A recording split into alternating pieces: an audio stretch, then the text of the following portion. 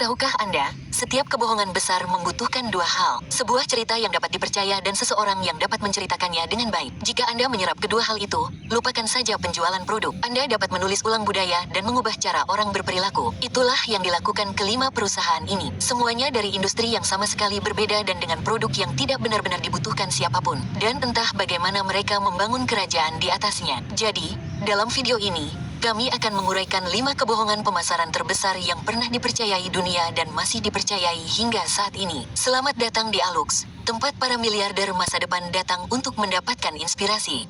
Pertama, berlian itu abadi. Sekarang, cerita ini dimulai dengan 3 pemain kunci, 1 perusahaan, dan slogan yang mudah diingat. Perusahaan itu adalah De Beer, sebuah perusahaan berlian yang berbasis di Kimberley, Afrika Selatan. Perusahaan ini didirikan pada tahun 1888 oleh Cecil Rhodes, seorang pengusaha Inggris yang menjabat sebagai Perdana Menteri Cape Koloni. Pemain besar berikutnya adalah Ernest Oppenheimer, seorang pengusaha Jerman yang mengambil alih De Beer pada tahun 1929, tepat di tengah-tengah depresi.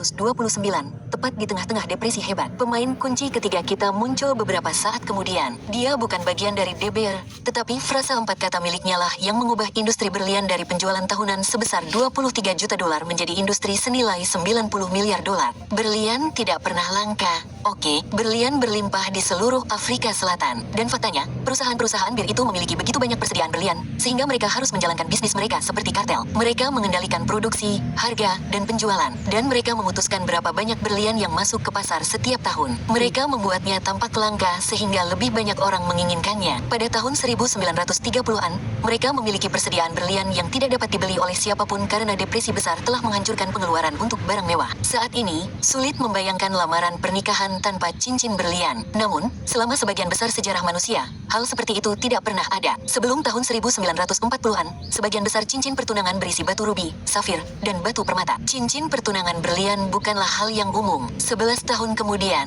8 dari 10 cincin pertunangan menampilkan berlian. Majalah Time menyebutnya sebagai slogan iklan paling efektif di abad ke-20. Jadi, bagaimana sebongkah karbon terkompresi menjadi simbol cinta yang universal? Dan siapa yang memastikan kita akan terus membayar ribuan dolar untuk itu dari generasi ke generasi? Baiklah, mari kita uraikan. Oke, dimulai dengan slogan yang mengubah segalanya. Pada tahun 1947, tokoh kunci ketiga kita, seorang copywriter muda bernama Francis Gray, menuliskan 4 kata sebelum tidur. Berlian itu abadi. Ia bekerja untuk NWA dan Sun, sebuah biro iklan Philadelphia yang terkenal dengan kampanye korporat. De Beer tahu mereka punya masalah ketika pengeluaran untuk barang mewah turun karena berlian tidak memiliki nilai fungsional. Bukan, Anda tidak dapat memasarkannya seperti memasarkan produk biasa dengan memberitahu orang-orang bagaimana mereka dapat menggunakannya untuk membuat hidup mereka lebih baik. Jadi, mereka harus menemukan cara lain untuk membuatnya menarik bagi orang-orang. Mereka harus menjualnya berdasarkan nilai emosional. Dan apa yang lebih emosional daripada cinta?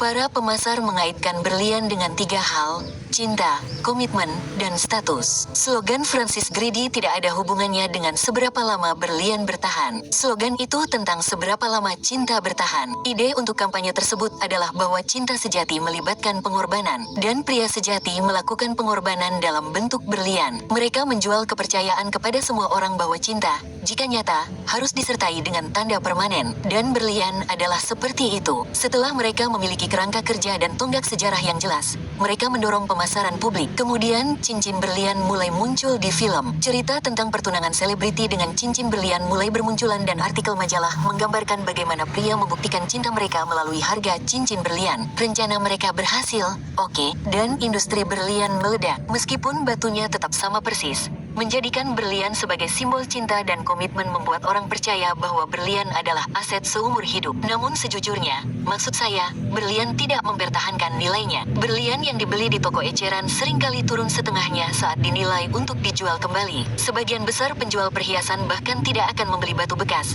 dan barang lelang cenderung jauh di bawah harga aslinya. Dan sebagian besar berlian ditanam di laboratorium akhir-akhir ini. Secara kimia dan estetika, keduanya sama persis dengan batu tambang. Harganya sekitar 80% lebih murah, dan tidak perlu ditambang. Tidak ada yang istimewa dari berlian, oke, tapi Anda percaya itu ada. Kampanye itu sangat bagus, sehingga meskipun semua orang tahu kebenarannya, kita tetap saja mempercayainya. Sekarang, kebohongan berikutnya yang diceritakan, dijual, dan terus kita beli adalah bahwa sarapan adalah waktu makan terpenting hari itu. Sekarang, setiap orang punya pendapat sendiri tentang sarapan, bukan? Dan kapan waktu terbaik untuk berbuka puasa? Itu masih menjadi topik yang hangat diperdebatkan di kalangan kesehatan. Dan meskipun kita tidak akan setuju pada semuanya, kita dapat dengan aman mengatakan bahwa pendapat terliar tentang sarapan datang dari orang yang sama yang bertanggung jawab untuk meluncurkan perdebatan, obsesi, dan kegilaan itu semua. Namanya adalah John Harvey Kellogg, pendiri merek Kellogg senilai 29 miliar dolar. Dia percaya bahwa pencernaan adalah proses moral dan bahwa kebiasaan makan kita memengaruhi karakter, pengendalian diri, dan bahkan kemurnian spiritual kita. Tangan yang jika Anda makan terlalu banyak atau makan makanan yang kaya dan pedas, itu akan mengarah pada perilaku berdosa seperti hawa nafsu, kemalasan, dan kurangnya disiplin. Jadi, ia menjadikan misinya untuk memperkuat tindakan moral orang dan menekan keinginan mereka. Dan ia melakukannya dengan menciptakan sarapan yang paling hambar. Anda mungkin punya dua pertanyaan di sini. Oke, pertama-tama, bagaimana seseorang sampai pada kesimpulan yang tampaknya sangat tidak berhubungan? Dan kedua, bagaimana ia berhasil menipu semua orang? Bahkan saat ini, setelah kita mengetahui kebenaran tentang merek Kellogg, dan sains telah membongkar semua taktik pemasaran, sereal masih menjadi sarapan terpopuler kedua di dunia, hanya dikalahkan oleh telur. Jadi, mengapa John Kellogg mempercayai ini? Baiklah. Sketsa ditolak klien asal Australia. Sampai akhirnya aku dibantu oleh AI. Baiklah, kita akan menyebut bagian ini sebagai orang di balik mitos. Oke, John Kellogg lahir dalam gerakan Kristen yang dikenal sebagai Gereja Masehi Advent Hari ke-7, yang menekankan kesehatan, vegetarianisme, dan kehidupan yang bermoral. Ia adalah salah satu dari 16 bersaudara, dan ia selalu tertarik pada sains dan kedokteran. Ketika ia lebih tua, ia mengelola sebuah resor kesehatan bernama Battle Creek Sanitarium di Michigan. Ia adalah seorang dokter, tetapi yang lebih penting, ia adalah seorang penganut Advent Hari ke-7 dengan keyakinan yang ketat tentang makanan dan moralitas. Ia percaya bahwa makanan hambar mengurangi pikiran yang tidak murni dan membuat orang lebih mudah dikendalikan. Jadi, ia membangun seluruh gaya hidup di sekitar makanan berbahan dasar biji-bijian. Pada tahun 1984, ia dan saudaranya Will menciptakan serpihan gandum sebagai cara untuk membuat biji-bijian lebih mudah dicerna. Mereka akhirnya melakukan hal yang sama dengan jagung. Penemuan itu kemudian menjadi serpihan jagung. Mereka menciptakan kampanye pemasaran untuk meyakinkan orang-orang bahwa melewatkan sarapan pagi itu tidak sehat. Sereal itu cepat, murah, dan lezat jika dipadukan dengan susu. Kellogg cukup sehat selama beberapa tahun pertama. Tetapi saat Will membawa produk itu ke produksi massal, mereka harus menambah jumlah gula di dalamnya agar lebih menarik. Jika Anda menambahkannya dengan cara pengolahannya dan bahan-bahan yang harus mereka tambahkan untuk memperpanjang umur simpannya, ya, itu sama sekali tidak sehat lagi. Tetapi mereka tetap mencapnya sebagai makanan bergizi, jadi para orang tua pun membelinya. Kemudian mereka menambahkan karakter kartun dan lebih banyak rasa agar anak-anak menyukainya. Mereka menciptakan maskot dengan alur cerita dan menaruh hadiah ke dalam kotak-kotak tersebut. Dan yang terpenting mengubah makan sereal untuk sarapan menjadi sebuah ritual yang masih diikuti orang-orang hingga saat ini. Industri sereal global bernilai 40 miliar dolar. Dan itu semua didasarkan pada kebenaran yang dipaksakan dan cerita yang sederhana namun hebat. Sekarang slide berikutnya mendapat manfaat dari cerita ini dan itu sedikit menjadi pertanyaan. Namun sebelum kita membahasnya, jika Anda menikmati mengupas tabir tentang bagaimana merek bernilai miliaran dolar membentuk cara kita berpikir dan membeli, aplikasi Alux membahasnya lebih jauh. Oke, di dalamnya kami menguraikan psikologi, sejarah, dan strategi di balik perubahan budaya terbesar dalam uang, bisnis, dan perilaku konsumen. Anda mendapatkan pelajaran harian, koleksi yang disusun oleh para ahli, dan pembahasan mendalam tentang segala hal mulai dari merek mewah hingga ekonomi perilaku. Jadi, lain kali sebuah kampanye mencoba menjual sebuah cerita kepada Anda akan tahu persis apa yang terjadi dan mengapa itu berhasil. Jika Anda mengunduh aplikasi Alux dan memindai kode QR ini, Anda akan mendapatkan diskon 25% untuk keanggotaan tahunan dan membuka ratusan pelajaran yang tidak akan Anda temukan di YouTube. Tapi baiklah, oke, mari kita kembali ke cerita hari ini. Oke, sekarang, inilah pertanyaannya. Punya susu? Ya. Ingat yang itu, susu. Dan yang kami maksud adalah susu sapi di sini dijual sebagai bagian penting dari diet kita dengan setiap manfaat kesehatan yang Anda butuhkan untuk tumbuh kuat dan berumur panjang, bukan? Yang tidak mereka beritahu adalah bahwa 65% populasi global tidak toleran laktosa dan semua nutrisi yang bisa Anda dapatkan dari susu dapat ditemukan dalam jumlah yang lebih besar dalam makanan lain. Kebohongan putih itu berhasil karena pada awal tahun 1990-an, penjualan susu menurun. Tahun ini, industri susu diproyeksikan tumbuh menjadi sekitar 1,005 triliun dolar. Penjualan susu menurun selama tahun 90-an karena orang-orang minum lebih banyak soda, jus, dan air kemasan. Jadi, Merek pengolah susu California menyewa biro iklan Goodbye Silverstein dan mitranya untuk membuat kampanye yang sederhana tetapi kuat. Mereka fokus pada satu manfaat kesehatan utama, kalsium, untuk melindungi tulang dan mencegah osteoporosis. Jadi, pesan utama kampanye tersebut adalah susu sangat penting untuk tulang yang kuat, terutama pada anak-anak. Mereka membuat iklan yang menunjukkan betapa merepotkannya jika tidak ada susu di kulkas, seperti halnya makan sereal kering atau kue kering. Hal ini menjadikan susu sebagai makanan pokok sehari-hari dan sesuatu yang harus selalu tersedia di setiap dapur. Hal ini mengirimkan pesan tersirat tentang kegagalan sebagai sebuah rumah tangga jika Anda tidak memiliki susu di kulkas. Untuk menutupnya dengan baik, mereka menambahkan sedikit keceriaan dengan menggunakan wajah-wajah terkenal. Banyak dari mereka, foto hitam putih, kumis susu, dan slogan itu, dapatkan susu. Kampanye tersebut menyentuh 3 hal sekaligus, kesehatan, rasa bersalah, dan humor. Tidak masalah bahwa negara-negara yang merupakan konsumen susu terbesar juga memiliki tingkat osteoporosis tertinggi. Industri susu memenangkan hati semua orang sebelum penelitian itu bisa melakukannya. Sama seperti trik pemasaran besar kita berikutnya, kartu ucapan Hallmark. Sekarang, film-film jenis Hallmark telah melampaui industri kartu ucapan, bukan? Itu adalah saluran hiburan Natal atau patah hati bagi orang-orang. Ini adalah pemasaran yang disamarkan sebagai hiburan karena seluruh tujuannya adalah untuk mendorong tema yang sama yang digunakan untuk menjual kartu ucapan. Ada cinta, nostalgia, rekonsiliasi, dan apapun yang menjadi momen spesial dalam hidup. Jika Anda menguraikannya, itu hanyalah selembar kertas karton cantik dengan beberapa garis norak yang bernilai sekitar 5 miliar dolar. Kartu ucapan mengubah tonggak sejarah dan hari-hari istimewa menjadi perayaan besar. Sebelum Hallmark, orang-orang berhasil melakukannya dengan baik melalui surat, kunjungan, atau hadiah kecil. Gagasan bahwa Anda harus membeli kartu yang sudah jadi untuk menandai suatu peristiwa harus diciptakan dan ditanamkan ke dalam norma sosial. Itu menjadi bukti bahwa Anda peduli. Pernah nggak sih ngerasa overwhelmed pas disuruh cari lokasi buat buka cabang baru?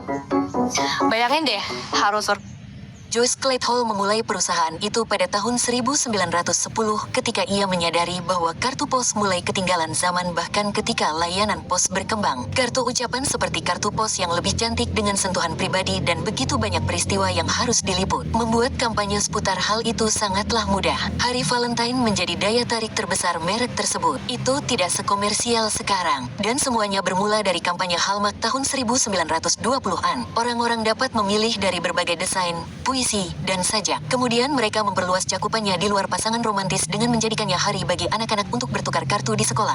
Bahkan teman dan kolega untuk menunjukkan penghargaan satu sama lain. Mereka mendorong satu kesempatan menjadi beberapa kasus penggunaan. Dan jika mereka dapat melakukannya sekali, mereka dapat melakukannya lagi dan lagi. Mereka menciptakan seluruh tradisi yang sekarang ada di kalender sebagai hari perayaan yang nyata. Hal-hal seperti hari termanis dan hari bos. Formulanya sederhana. Oke, ciptakan atau tingkatkan suatu kesempatan. Kaitkan dengan kewajiban emosional. Jual produk yang melengkapi isyarat tersebut. Pada tahun 1980-an dan 90-an, pasar kartu ucapan AS mencapai puncaknya. Orang Amerika membeli lebih dari 7 miliar kartu setahun. Sama seperti cincin pertunangan berlian, Hallmark membuat orang percaya bahwa Anda harus mengikuti naskah untuk menunjukkan bahwa Anda peduli. Dan jika Anda membuat naskah itu mudah bagi orang-orang, mereka sebenarnya tidak perlu berusaha keras agar semua orang merasa senang tentangnya. Kita semua menang, terutama keluarga Hall dengan kekayaan bersih 2,9 miliar dolar. Nah, trik pemasaran terakhir kita tidak seterkenal yang lain, tetapi mereka melakukan hal yang sama.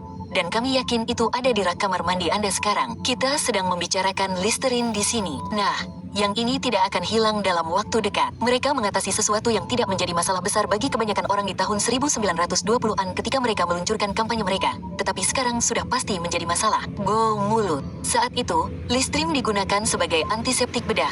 Dan orang-orang menggunakannya untuk membersihkan peralatan bedah dan untuk membersihkan rumah tangga seperti menggosok lantai, membersihkan luka, bahkan sebagai pengobatan gore. Namun, penjualan mereka menurun. Jadi perusahaan induk Lambert Pharmaceutical memutuskan untuk mengubah tujuannya agar menarik perhatian banyak orang. Mereka menciptakan kata baru, halatosis, yang merupakan campuran dari kata Latin dan Yunani yang berarti napas dan kondisi penyakit. Nah, pertama-tama mereka menjual masalahnya. Iklan mereka sebenarnya menunjukkan seorang wanita muda yang kehilangan kesempatannya untuk menikah karena halitosis kronis. Seorang pengusaha yang dijauhi dalam rapat dan teman-teman yang menjaga jarak. Mereka menjual bau mulut sebagai ancaman bagi kesuksesan, hubungan, dan harga diri Anda. Kemudian mereka menjual solusinya, Listerine. Sekarang, bau mulut, maksud saya, itu adalah gejala dari sesuatu yang lain. dan Listerine hanya menutupi gejala itu. Jadi, itu bukan solusi medis, tetapi mereka menjualnya sebagai salah satu solusi medis. Dalam beberapa tahun, penjualan meledak dan pendapatan tahunan mereka melonjak dari 100.000 menjadi lebih dari 4 juta dolar. Sekarang,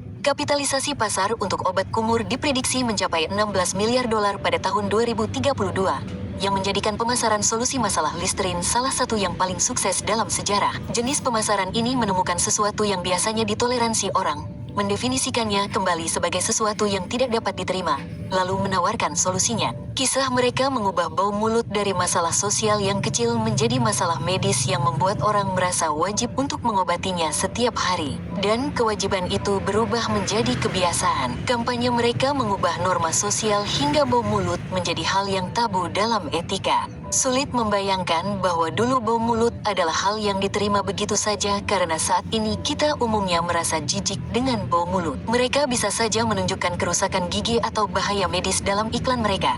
Tetapi sebaliknya mereka menjual peluang yang hilang dan penolakan kepada kita dan kita pun mempercayainya. Dan karena itu bukanlah sesuatu yang dapat didiagnosis sendiri.